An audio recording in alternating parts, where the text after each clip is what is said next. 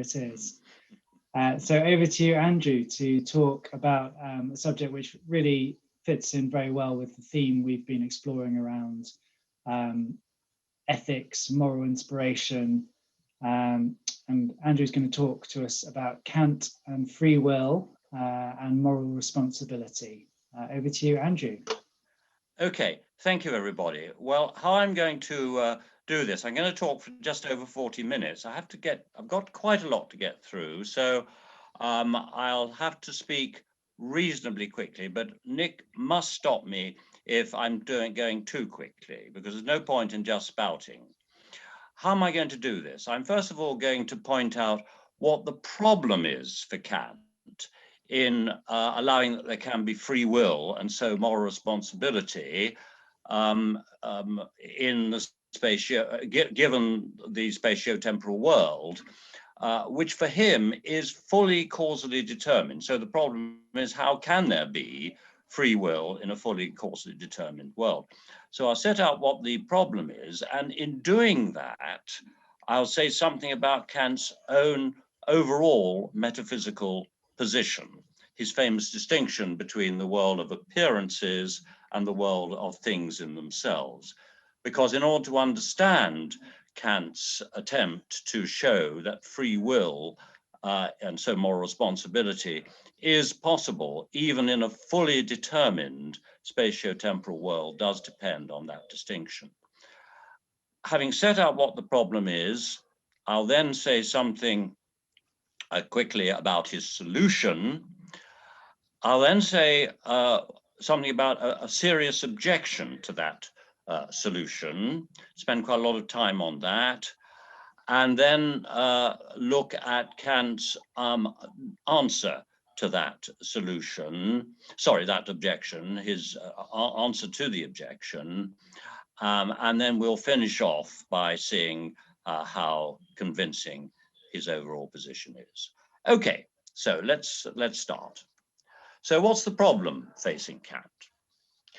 In common with many philosophers, not all, Kant holds that we can possess the freedom required for moral responsibility only if we are not necessitated to act by a chain of causes and effects over which we have no control. This means for Kant that we need to be able to act spontaneously. All quotations, incidentally, are from the Critique of Pure Reason, his magnum opus, in which he first discusses freedom of the will. So in order to have the freedom required for moral responsibility, we need to be able, according to Kant, to act spontaneously. The agent must be capable of being seen, that is, as the author of its own actions, of producing them, as he says, of itself.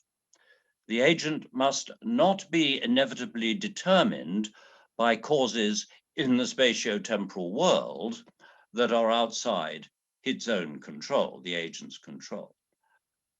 Kant calls this freedom, the freedom to act spontaneously of itself, transcendental freedom. Okay. Can't get that to move. See if I can get this next page. All right. Now, to explain how Kant believes it is possible for us to possess transcendental freedom, the freedom to act free of the causal determinism of nature, to act of ourselves. To explain how Kant believes it is possible for us to possess transcendental freedom, we need to say something about how he sees our relationship to the spatio-temporal world, the everyday world that we get to know, mountains, trees, planets, and so on.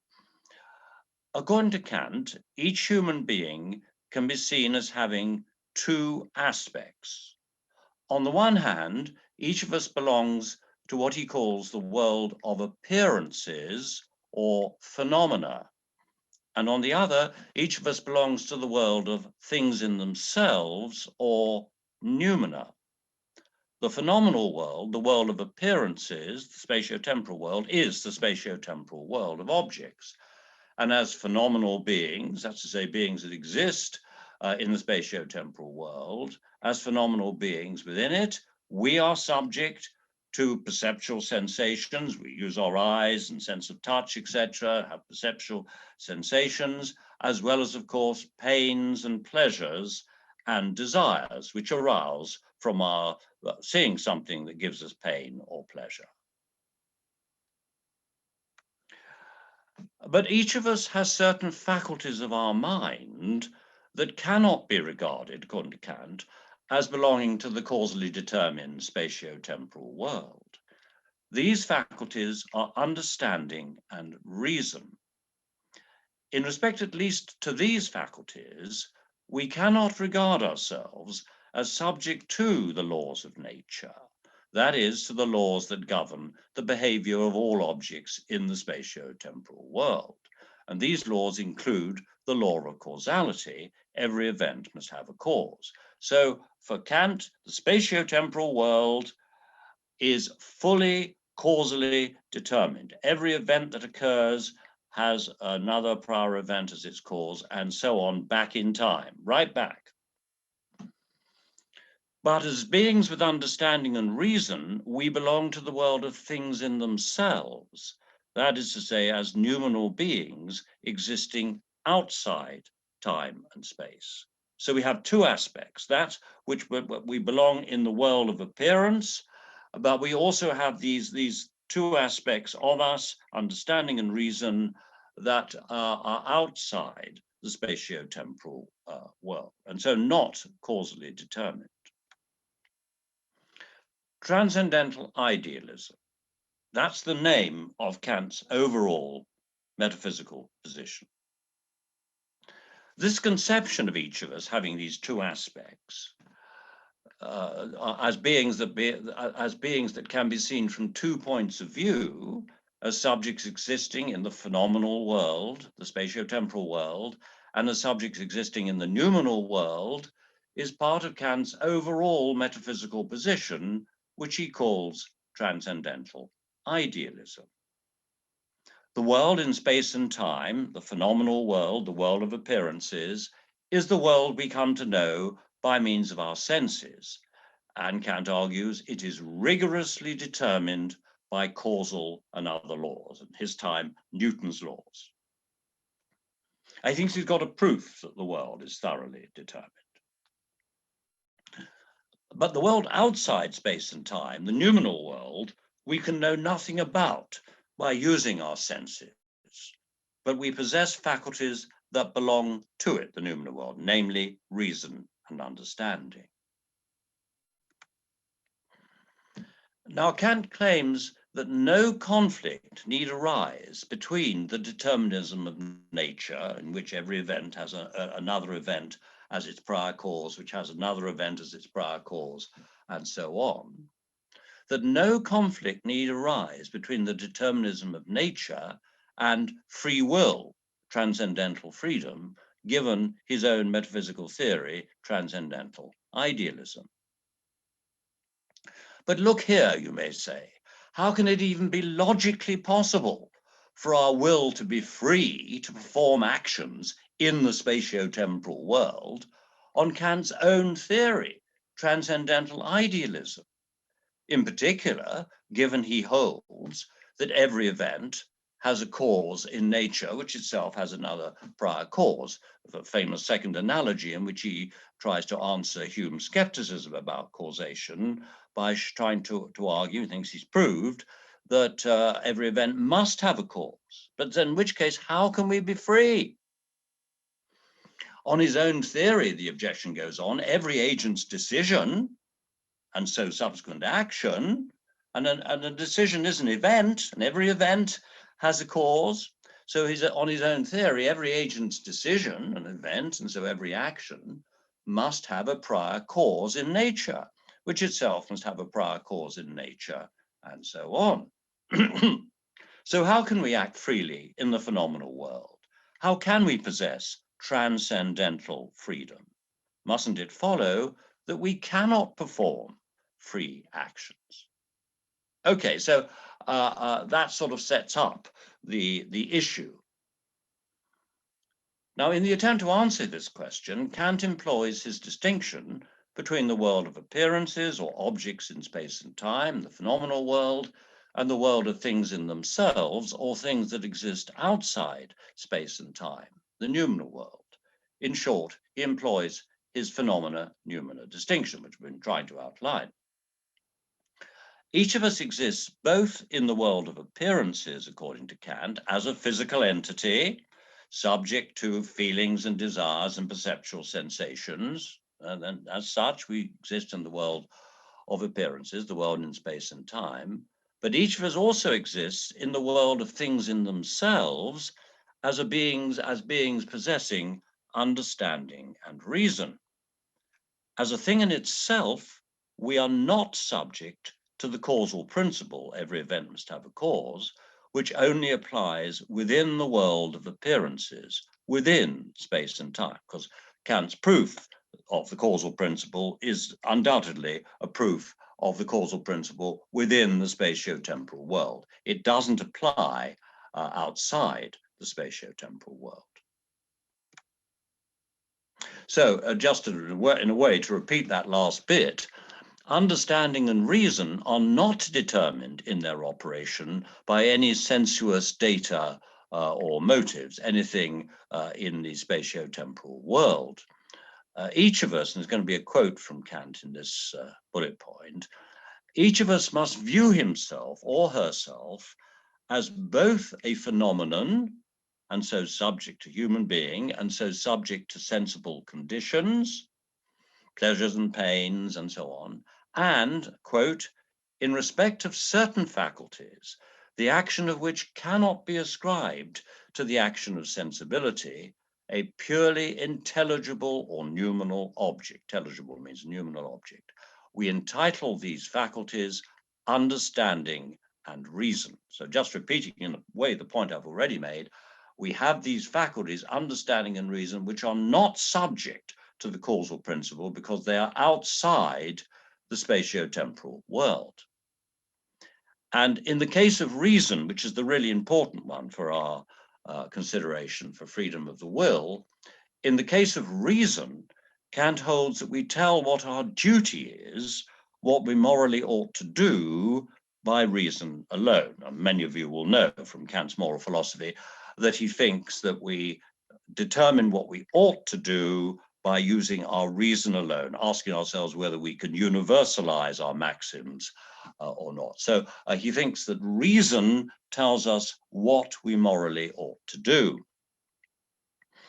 Hence, when we determine by employing our reason what our duty is, what we morally ought to do, reason cannot be caused by any sensible conditions to reach its verdict, because it's outside the spatio-temporal world and so is not subject to causal determinism.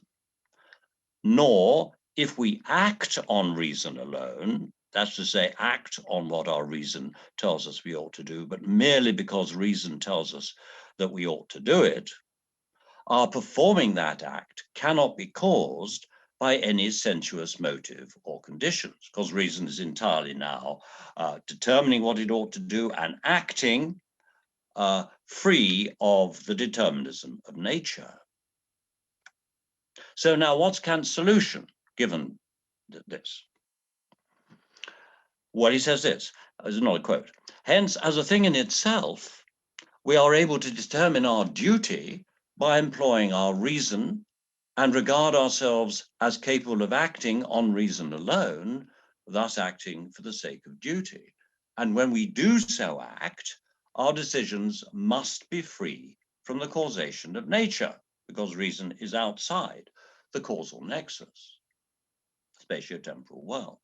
Yet, as a being existing in the phenomenal world, every one of our decisions, including all those of moral import, must have a prior phenomenal cause, a cause in nature, which must itself have a prior phenomenal cause, and so on. Thus, Kant concludes, while an agent's decision to do one's duty must be seen as determined by prior causes in the phenomenal world, it is also possible to see it as freely made in the noumenal world by reason. in sum, Kant maintains that when we make the distinction between the phenomenal and noumenal worlds, the world of appearances and the world of things in themselves, a distinction inherent in transcendental idealism, there is no contradiction in holding both that everything that happens in the phenomenal world, the spatio-temporal world, including any decision made by a rational agent, you or me, must have a prior phenomenal cause, a cause in the spatio-temporal world, which in turn has a prior phenomenal cause, spatio-temporal cause, going on back in time. And both that and that any decision of moral import can be regarded as the responsibility of that same agent, but here considered as a being existing in the noumenal world, outside space and time. Well, a key point about Kant's solution before we go on. In employing his distinction between the phenomenal, the spatio-temporal world, and the noumenal world, which exists outside time and space, including reason and understanding, Kant is explicitly not claiming to have proved that we are free to act morally, of course, on the basis of reason alone. He is engaged in what he calls defense. He is arguing that the thoroughgoing causation of events in the spatio-temporal world does not rule out our possessing free will, given that we as rational agents must be seen as possessing noumenal aspects as well as phenomenal ones. He's not trying to show positively that we have transcendental freedom, but he is trying to show that the mere fact that everything that happens in the spatio-temporal world is causally determined by a prior event, including our decisions, does not rule out the possibility that we can also act freely in performing actions in the phenomenal world. Okay, well, that's the first tranche of the talk. I've set out his position and his solution, but there's a major objection to Kant's solution. Are you all hearing me all right? Is it okay, Nick? Can you hear me okay? Yes, I at least can hear you very well. Fine. Yeah. I'm shouting at it. I'm sorry. No, it's fine. No, it's perfect. It's all right. All right. So there's a major objection to this solution. But how can the distinction between appearances and things in themselves give us the freedom to act in the phenomenal world, spatio-temporal world, given it is already determined what we will do in this world, the spatio-temporal world? Kant admits that our decisions and actions can be predicted from a knowledge of what he calls our empirical character, our personality. We'll say some more about that as we go on, but empirical character means the personality. That our decisions and actions can be predicted from a knowledge of our empirical character and present beliefs. So must it not be impossible for the agent as a thing in itself to make any difference to what happens in the spatio-temporal world? After all, we cannot act against our empirical character, our personality. And hence the purely rational being, the agent as a noumenon, cannot bring about a decision that goes against any that is naturally caused, including immoral decisions and subsequent actions. Let's give an example. Say an agent tells a lie in order to gain unfair promotion. That's an immoral act on Kant's reckoning. I'm no doubt everybody else's, but Kant would undoubtedly say that's an immoral act, ought not to have been performed. An agent tells a lie in order to gain unfair promotion. Kant acknowledges that we could have predicted with certainty that the agent would lie in that given situation. We could predict it from a full knowledge of his or her empirical character and a knowledge of the circumstances in which he makes the decision, the surrounding circumstances. From observing his past actions, we can know that he is, for instance, mendacious and ambitious. These are, of course, traits of character, part of his empirical character. And we know that from observing his past actions. He's mendacious and ambitious, thereby enabling us to predict his action in the present situation from this knowledge. We say, look, there's this situation. He's going up for this job. If he lies, he'll get this job. And we say, oh, but we know he's mendacious. We know that he's very ambitious. He will lie. We can predict that. Hume, incidentally, and of necessity, in his discussion of free will, says exactly the same thing. The discussion is otherwise very different. But on this matter, they agree. We can predict how an agent will act from his or her character and the circumstances in which he is going to act. Going on with the objection, but since we can know the agent will act on the basis of his mendacious and ambitious nature, there is nothing the agent qua noumenon, as somebody existing outside space and time, can do to prevent the lie. His act has been caused by his empirical character, which includes mendacity and ambition. Hence, the agent qua noumenon cannot be free to do anything about it. It's determined that he will lie. Well, what's Kant going to do? Kant's reply hinges on this notion of the empirical character. He agrees that we always act on the basis of our empirical character and beliefs about the situation in which we're acting. He agrees we do. So he agrees that our actions can be predicted from a knowledge of that character and our beliefs. Indeed, he said at one stage that a person's actions can, on the basis of our knowledge of their character and the surrounding circumstances, be predicted with the same certainty as a lunar or solar eclipse. So he agrees that our actions can be predicted from a knowledge of that character and our beliefs. But he disagrees. This means that we cannot be free to act against any of our naturally determined desires or inclinations, like the desire to tell a lie, which is simply caused by our pleasures or thoughts of pleasures and pains in us.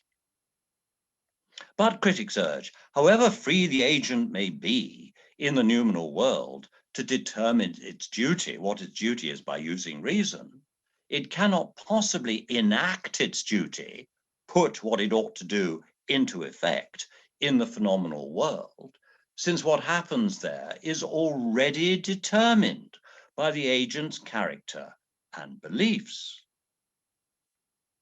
The nub of the criticism is that Kant cannot allow that we are responsible for any of our immoral acts, since it must be impossible for the noumenal subject, by use of reason, to prevent the operation of any of the agent's naturally determined desires.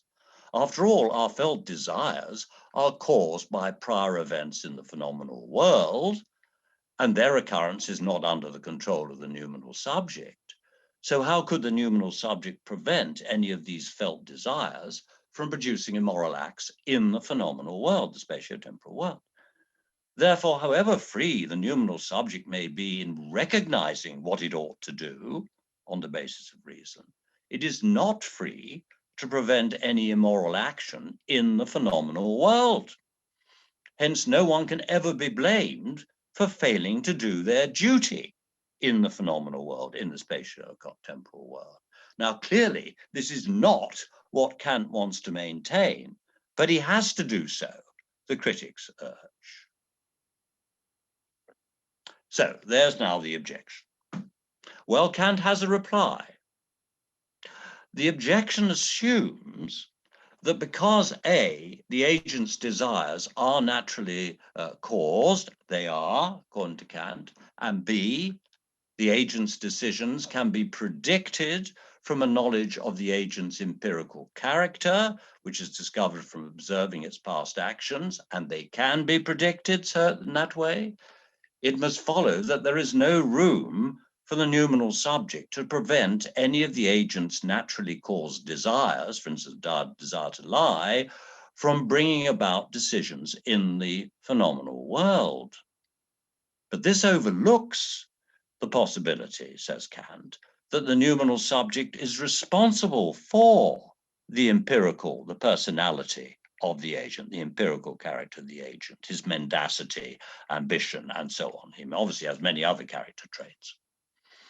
While the numinal subject cannot prevent any immoral desire from occurring, that is to say, from being felt, I have a desire to tell a lie, it can, Kant claims, prevent that desire from having any effect on the agent's decisions and actions in the phenomenal world, and stop it from actually lying.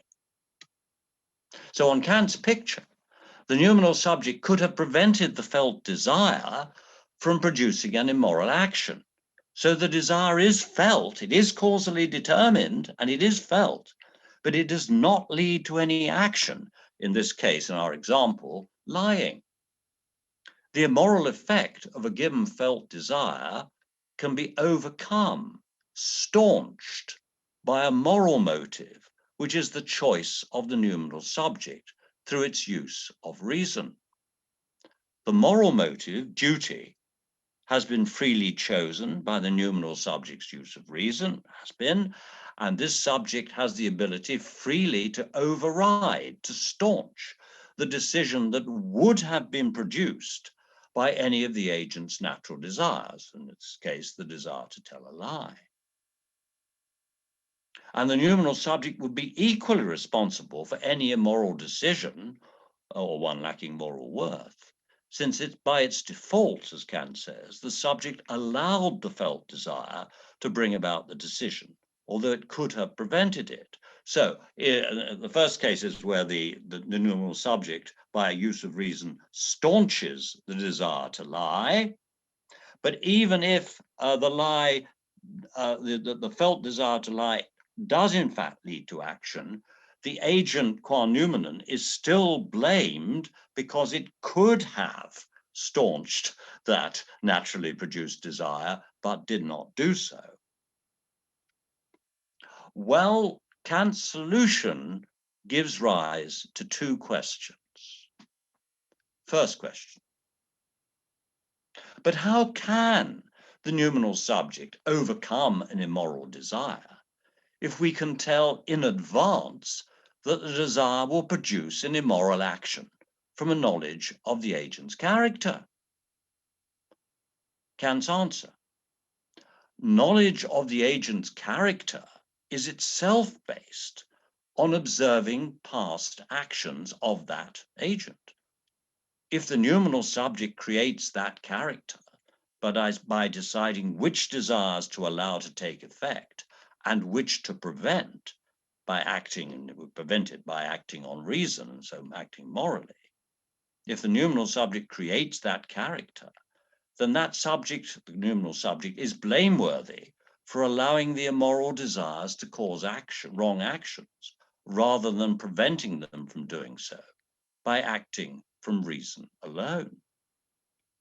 The key point is that nothing in the phenomenal world, the spatio-temporal world, could have prevented the numinal subject, which remember is outside the phenomenal world, could have prevented the numinal subject from creating a different empirical character, a different personality.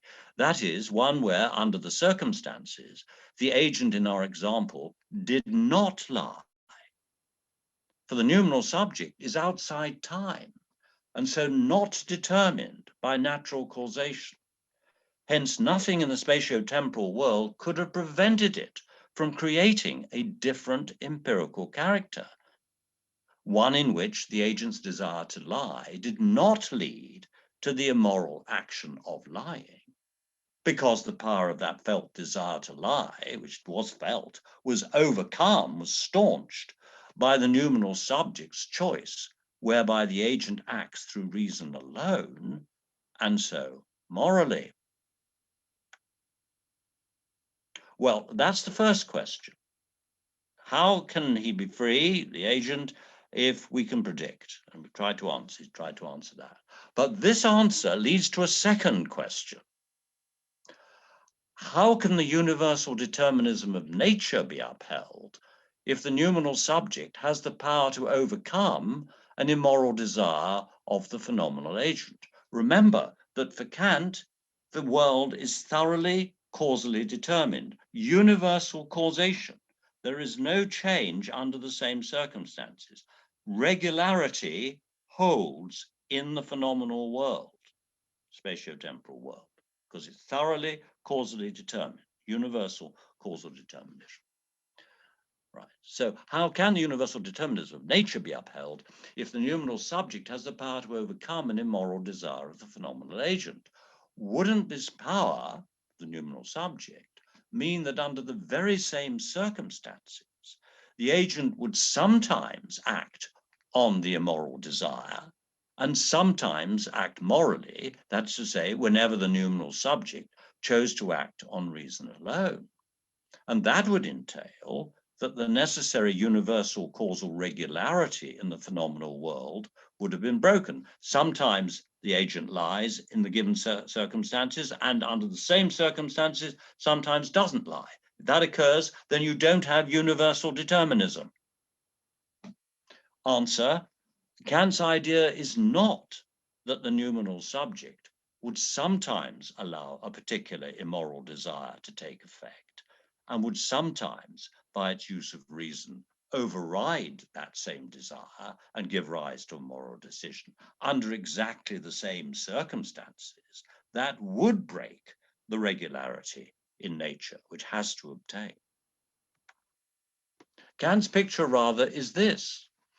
If the timeless noumenal subject, remember the noumenal subject's outside time, so it's a timeless entity. If the timeless noumenal subject gives rise to a moral decision in the phenomenal world on one occasion, i.e. to a decision resulting from reason, that same decision will always appear in the phenomenal world under the same circumstances. So there's no break in causality, the regularity. For first, the verdicts of reason hold universally. If reason shows me that I ought not to act in a given way, this duty holds on every similar occasion. I mean, it's wrong for me to do something today. It was wrong for me to do it yesterday under the same circumstances. And second, since the noumenal subject is a timeless being, it can suffer no change, while its decisions can appear at different times in the spatiotemporal world. The noumenal subject's character is unchanging. Hence, the content of these decisions do not vary under the same phenomenal circumstances. And equally, if reason does not override the agent's desire on a particular occasion, the same non-moral action will always follow under the same circumstances. For given the thoroughgoing determinism in the spatiotemporal world, if a naturally produced desire does cause a non-moral or immoral decision on one occasion, that very same desire and action must always follow under the same circumstances. Kant himself wants to say that. Hence, whether a decision and subsequent action in the phenomenal world results from reason or from a naturally produced desire, the same decision, whether moral or non-moral, if it comes from desire, it will be a non-moral one, and it will be a certain kind of action different from the moral one. It comes from reason, it will be moral, but if it comes from reason under those circumstances, it will always be the same under those circumstances. And if it's produced by a desire on one occasion, it will always, the same action, the same decision will always follow under the same circumstances. There is accordingly no break in the uniformity of events in the phenomenal world, even allowing that agents, on the basis of their noumenal side, possess transcendental freedom. And given this uniformity, an agent's decisions can, in principle, because they're very uniform, completely uniform, and given this uniformity, an agent's decisions can, in principle, be predicted from a knowledge of the agent's empirical character, which we glean from its past actions, and a knowledge of what its current beliefs are. Well, how successful is Kant's defense of transcendental freedom? Because now we've gone through it. Remember, Kant's defense is only designed to show that it is logically possible that we possess transcendental freedom, the freedom to act uncaused by anything in the spatiotemporal world. He's not trying to show that any actions have actually resulted from such action, only that no arguments have been given that prove that transcendental freedom cannot exist. Well, has he shown that it is logically possible we are transcendentally free, given every event in nature must have a prior natural event as its cause? Well, arguably his argument does show that the mere acceptance of every event in nature having another event in nature as its cause and so on does not conflict with the logical possibility of our possessing transcendental freedom. But, and this comes to the last slide, Kant's defense looks to us now, to some of us, sorry, not to all of us, not to all of us, to some people. Kant's defense looks less secure, granting what many would now claim, not everybody, not all scientists, not all philosophers, but certainly a goodly number. Kant's defense looks less secure, granted what many would now claim to be the truth about the causation of events in our particular spatio-temporal world. Why? Well, if all actions are fully determined by prior, including human actions, by prior physical events, and those prior physical events are themselves caused by prior physical events, there seems no room for actions to be produced by any purely mental events or states, whether these be by desires or by reason. The whole Kantian model of the production of actions in the spatio-temporal world would seem on this picture to be inapplicable. It's often said nowadays, I think we don't know it for certain, but it's certainly not a ridiculous claim to make, that the physical universe is a causally closed system. It's causally closed, that nothing but physical causes producing physical events in the spatio-temporal world. Now, if that is the case, then as I say at the second bullet point, end of the second bullet point, the whole Kantian model of the production of actions in the spatio-temporal world would seem on this picture to be inapplicable. Because we think, he's talking, we think that our desires or our reason can produce actions. Those are mental events, but there are no mental events in the causal series on this contemporary picture. I'm not saying it's the only possible contemporary, but it's certainly a view which is reasonably put forward nowadays. The last, I don't know, the last 70 years or so, perhaps longer. Until we have a better grasp of how the mental can fit into the contemporary physical conception of the spatio-temporal world, it is probably not possible to come to a definite conclusion regarding the fate of Kant's defense of transcendental freedom. But it does look to be central to his defense that purely mental events like desires and decisions, including possibly some resulting from reason alone, can form part of the causal series leading to our actions. If that model is rejected, Kant's defense of transcendental freedom in the thoroughgoing causally determined spatio-temporal world appears to be in serious jeopardy. Okay, I've talked for about 40 minutes, I think, so that's it. I've finished. Okay.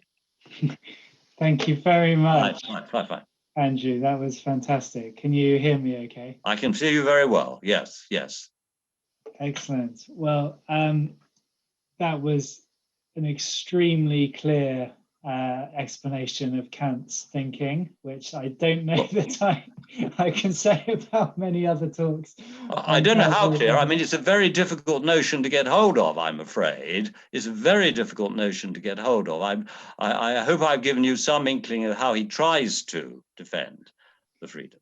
Absolutely. Well, let's first of all just thank Andrew for the talk. I will open it up to questions, but we could have a round of applause for Andrew for that. So thank you. Okay, thank you. Fine. Yeah, thank you. And there are a couple of ways to, well, 3 ways to ask a question. One is to post it in the chat. And so I'll keep an eye on those and just mention there if you've got one, and we'll come to you and unmute you. The other is to find the raise hand button. Those of you who've mastered the interface, there's a little smiley face at the bottom. If you click on that, you'll get the option to raise your hand, and that will put you to the front of the queue so we can easily see you. And if all else fails, the other thing is just sort of wave your arms wildly and hope one of us sees you. So that's option 3. So while people marshal their thoughts, I can see questions starting to appear. I'd like to just ask one question, Andrew, about the noumenal beings, the timeless beings that we all are. Do they differ from each other, like between individuals? And if so, how is that different from empirical character? Right. Well, the first thing is that yes, the noumenal character. I don't know if I use that word, but he certainly talks about the noumenal character of a noumenal subject varies from subject to subject. Yes, and it's the noumenal character that creates the empirical character of the of you and me in the spatio-temporal world. Yes. But that's not in a time, in the sense of causation within time. No, indeed. Excellent point. Nonetheless, he does use the word cause. I mean, you may think you've caught me out actually, but he does. Well, for instance, when he's talking generally about the phenomena-noumena distinction, or the world of appearances and the world of things in themselves, quite independently just of this particular issue, he does talk about the things in themselves grounding or causing what happens in the world of appearance. But he then says, quite right, this is an absolutely correct point, that we don't really understand how that cause works because it's a non-temporal causation. But so that's an excellent point, actually. But I would want to say something on Kant's behalf here. It's not a necessary belief of religious believers. It's certainly not a necessary belief, but it's certainly not an abnormal one to think that God is outside space and time, but creates the spatio-temporal world. God is himself or herself or it, a timeless being that creates the spatio-temporal world. And the idea is that you or I also have these timeless features in us, which enables us in some sense of causation or creation, which we don't really understand, allows us to produce the cause the phenomenal character. But how this cause works, we can't understand. You're right. As long as we have a clear idea of how God created the world, we can maybe draw an analogy to how we create our action. Yes, I mean, I think it's important to go back to this is a really interesting point you've raised. I think we need to go back to the thing that Kant isn't trying to show that we are free, but that it's not been shown that the only sort of causation is causation of the time, which is in time. He sometimes talks about ground and consequence, if then, without understanding how the then is exactly produced by the if. I mean, obviously in the phenomenal world, we do understand that. You're quite right, it happens in time. You're absolutely right. The noumenal character must in some way, non-timelessly, cause the phenomenal character. You're quite right, but as I said, that wasn't all that unfamiliar. It's not unfamiliar to religious believers today, although not a necessary feature, that God creates what occurs in the phenomenal world. Thank you, Andrew. We do have a few questions now coming through from the audience. Let's go to Ian, who's questioning Kant's motives, I think. Okay. If you want to unmute. Yes, I've noticed that not a lot of people, including myself, come to conclusions first and then look for some reason to justify it and post-rationalize. It's a really common feature to post-rationalize. And so my question is, what is the motive? What was Kant's motive in developing this theory? Was it actually driven by conclusions that he really holds very hard to? He really likes his conclusions, and he's developed a theory to support his conclusions. Or did his conclusions drop out of his theory? I rather suspect the former, because it's quite a complicated theory, and it's very hard to defend. I mean, you've shown the difficulty that he must have had in defending it, yet he clung to it because he loved the conclusions. I mean, was this his motive for developing the theory, to justify his conclusions that he already had? Well, of course, this is a psychological question. And I want to be cautious in answering it. I think, after all, it's a very familiar thought here, isn't it? It's very familiar. I think most of us hold it, at least in our everyday lives, that we are moral agents, capable of being condemned or praised for our actions, and that if we are causally determined in everything that we do, then morality is threatened. That's certainly those two thoughts, that we think of ourselves as moral agents on the one hand, and yet we want to say that that's not possible if we are causally determined by a series of events that go outside our control. Once you hold that deep belief, Kant certainly did hold, was certainly very keen to defend morality.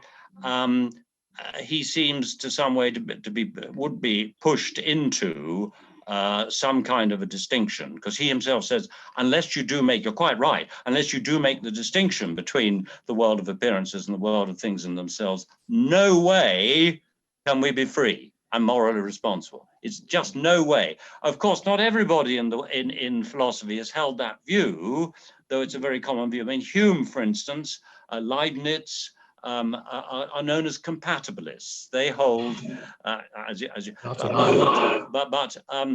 two people who in many ways couldn't be more different, Kant and William James.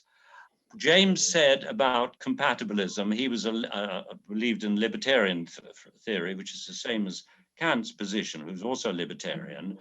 William James said that Hume's theory, compatibilism in general, is a quagmire of evasions.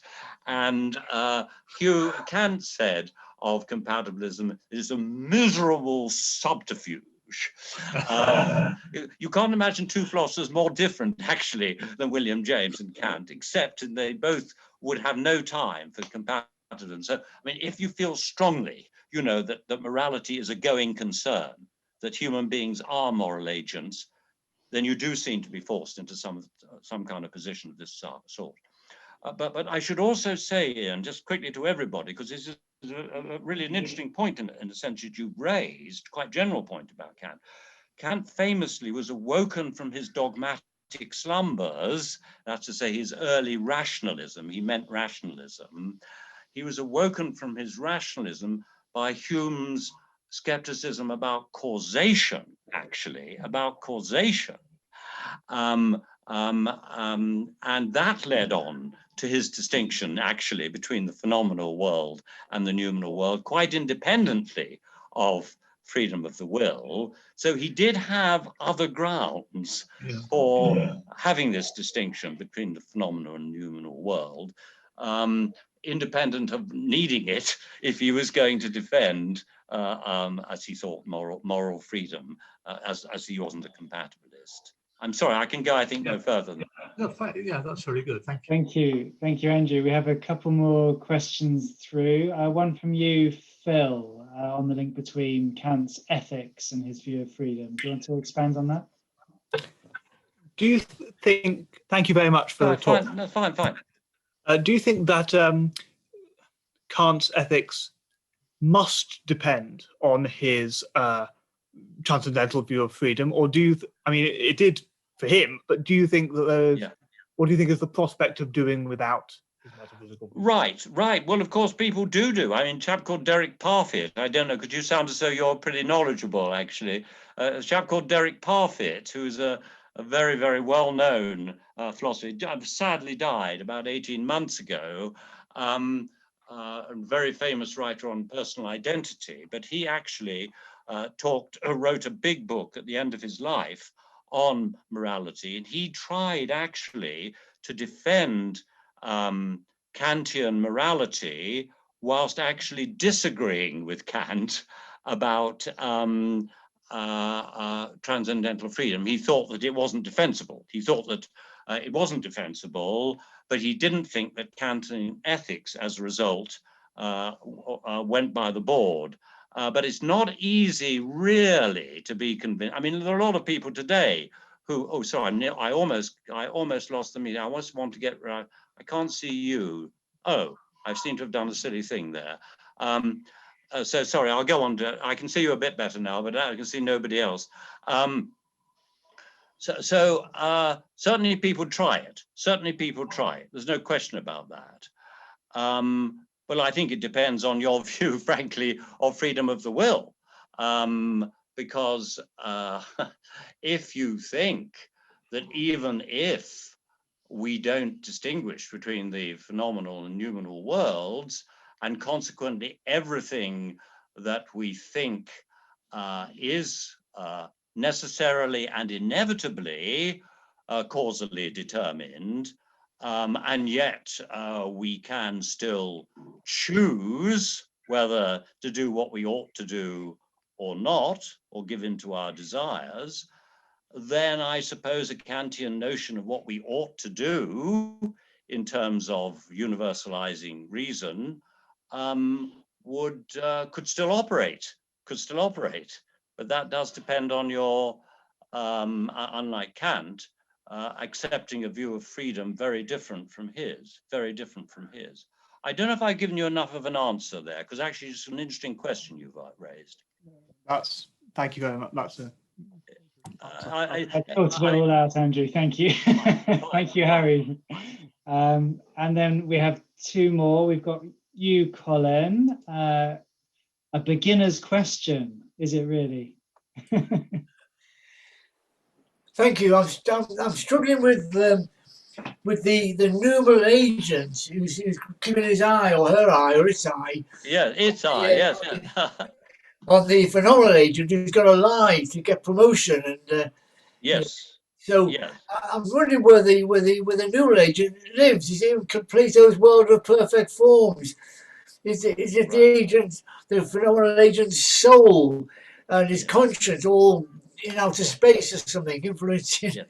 Yeah. Well, I mean, I'm trying to link it with my limited knowledge of Plato's world and so on. No. You're right. I mean, one of the serious criticisms often made about Kant and his noumenal world in general is that he tends to say that we can virtually know nothing about it. We can say negative things like it's not in space and it's not in time.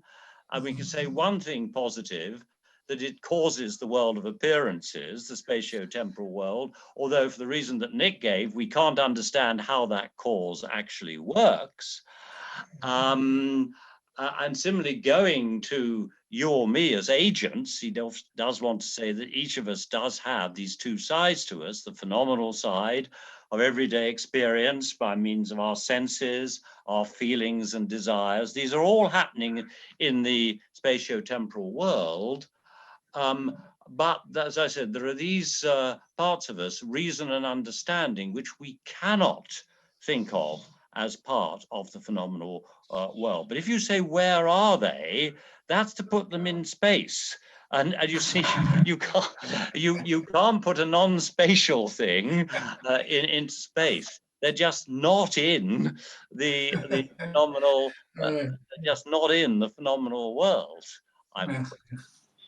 Which is, I think, possibly a similar problem with the Platonic forms. Yes, Which are yes, floating around yes. in some separate realm, but not exactly floating. We have Paul and then Andreas. Paul, over Thank you. to you. Thank you. Fine.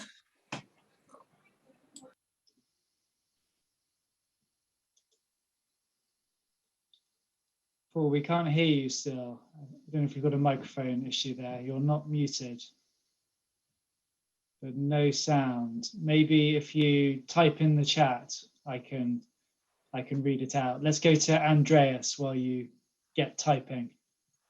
Welcome back, Andreas, a former speaker. Hi, hello, how are you? So good. So I'm back because it's interesting, your sessions, and I gave a talk before in your session. So quite nice. So it was very interesting talk. Thank you very much. Fine. And but I mean, in his times, in Kant's times, he lived in a fixed scientific worldview. I mean, it was totally free. There were no evolution at that time. Okay, so the evolutionary theory came really afterwards, and yes. I mean the distinction between the phenomenal and the nominal world is a little bit strange, because reason and understanding is formed in the phenomenal world. I mean, when you have an infant that is in fact growing, reason is structured. You have all the work of Jean Piaget, of all the all the psychology that is there, and reason and understanding belongs also to the phenomenal world. So it's not only in the nominal world that he says. So the question is why we need this concept of the nominal world. We need just to save save our theory about free will. You know, it's just the. So I see it as the God of the gaps. Okay. Yeah. I mean the numeral. Yes, in a sense, I see what you mean. Yes. You know, yeah. It's yeah. just an empty space. Right. So, I mean, of course, this is a serious issue, but I'm going to answer it in two ways. Partly to, of course, to agree with you, but partly to see it from Kant's point of view. And you mentioned understanding and reason. I want to help Kant here by talking about understanding and leave reason, although admittedly reason is the really important one here. A point which I didn't bring up is, although I mentioned the name, that Kant was what's called a transcendental idealist. He's an idealist. He believes the world and space and time are merely ideal, like Bishop Berkeley. When he says that we cannot possibly conceive of our understanding as part of the spatio-temporal world, if you're an idealist, you can't, because it is the understanding, and this brings us more to the bit about Hume, actually. It's our understanding which connects together the data that comes to us through our senses to produce the spatio-temporal world. If the understanding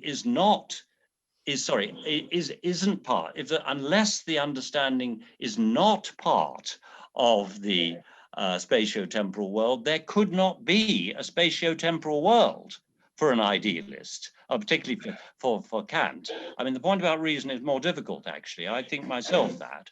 But as an idealist, you've got to remember, we didn't go into that, but we construct the world in space and time. Our mind constructs the world in space and time. If you put the whole of our mind into the spatio-temporal world, there's no world to construct. That's what it is to be an idealist.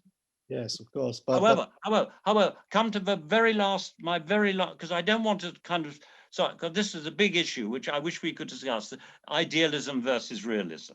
exactly. However, whatever we say about that, the last slide that I gave you acknowledged that it's very difficult to suppose that reason is something that can contribute to how we behave freely, because everything that we do seems to be caused by prior physical events. I mean, there's a general issue, of course, in philosophy about what's called the mind-body position, right?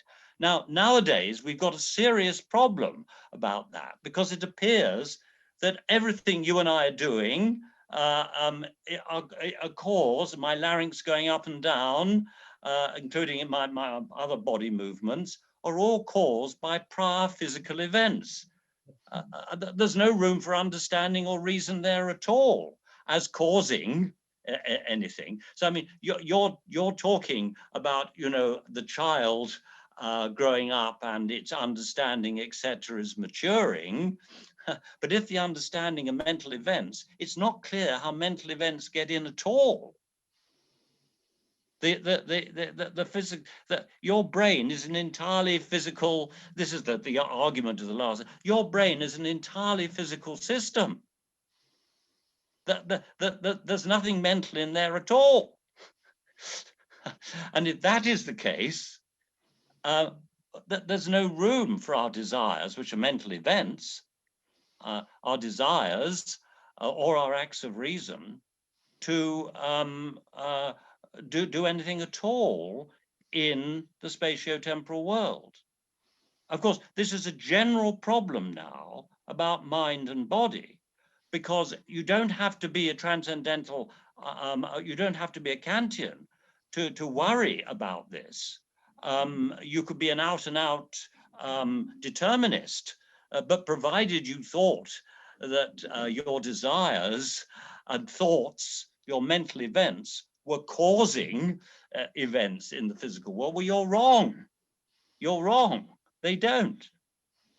So this is an issue not just for a Kantian, but for anybody who wants to say that mental events form part of the causal nexus in the spatio-temporal world. Though I agree with you, I accept that I think Kant's position is more difficult to deal with than other people's. I mean, there are other ways of dealing with it. A materialist, for instance, will say, oh, mental events are simply identical to brain events. Yes. Simply identical. But most people think that are not persuaded by that. Another argument is, of course, what's called epiphenomenalism, which is the view that mental events are merely side effects of events. So mental events do really exist, but they don't play any role at all in the causal nexus. But again, there are problems about that. Okay, I think I've said enough. I mean, you've raised some very big questions there, but do remember, Kant is an idealist. Yeah, I know. Mind comes before matter. Mind comes before matter, if you're an idealist. Of course. Thank you, Andrew. And I'm pleased to say your answer covered the ground that Paul was busy typing out while you were speaking. So it's very fortunate. I mean, we're out of time, so I do want to wrap up. But which of your books on Kant would be the one to go to if we're hungry for a bit more? Right. Well, the second book, which is called Starting with Kant, which is in a series especially meant for undergraduates, I'm not very keen on that because it was originally being published by a publisher called Continuum, which is an academic publisher, and they got taken over by Bloomsbury, who publishes all these big, important people. But Bloomsbury told me to finish the book straight away. So I had very little time to finish that book, and I didn't deal with aesthetics, actually. My other book it was done more slowly, took about 3 years, and deals with Kant's aesthetics as well as his metaphysics. So I would recommend that It's a little bit Is more that the one expensive. Barbie's waving at us? That's the one. That's one. It is actually just becoming an ebook, in fact, as well. But it's not. Not quite an ebook yet. But that's the one. It's called Kant: The Three Critiques. Kant. Okay, well, we'll send round a link Yeah. to that to everyone, along with a link to register for our event, our physical event on July the 13th. Barbara Barbara, you're waving at us. Do you want to add something? Are you waving goodbye? Unmute, yes, please. I want to say a big thank you to my old teacher. Well, it's great to see you, Barbie. It's great to see you. Absolutely lovely. And you were always so supportive, although unflattering, as I've said, about my Not work. true. Absolutely not true. Where did you do your PhD? Where did you do it? Manchester. Did you? Yes, yes, yes. Well, I did congratulations. my MA at King's in London, Gosh, gosh. and then my PhD in Manchester. Well, well done. Marvelous. Marvelous. But you know, the lovely thing I remember about you is and you've still got it, the charismatic way you deliver. You deliver the material. And Yes. thank you so much. Please come back again. You're one of my favorite students, Barbie. Honestly, one of my favorite students. Just is so good. Good. Thank you so much. Right. Okay. Thanks, Andrew. Thank you, Barbie. I've added the links to register for the event and to the Three Critiques book. I think it's willing to sell me a Kindle edition now. Maybe that's just come out. It has. It has. They were certainly. That's right. It only has just come out. They wrote to me the other week to tell me that. Yes. Oh, fantastic. Lovely. Well, thank you everyone for coming along, and particular thanks to Andrew for a fantastic talk. And congratulations again to Paul. And congratulations to Paul. Yeah. All right. See you in July. I hope, hopefully in person. Yeah. And thanks, Nick, too. You're very welcome. Pardon?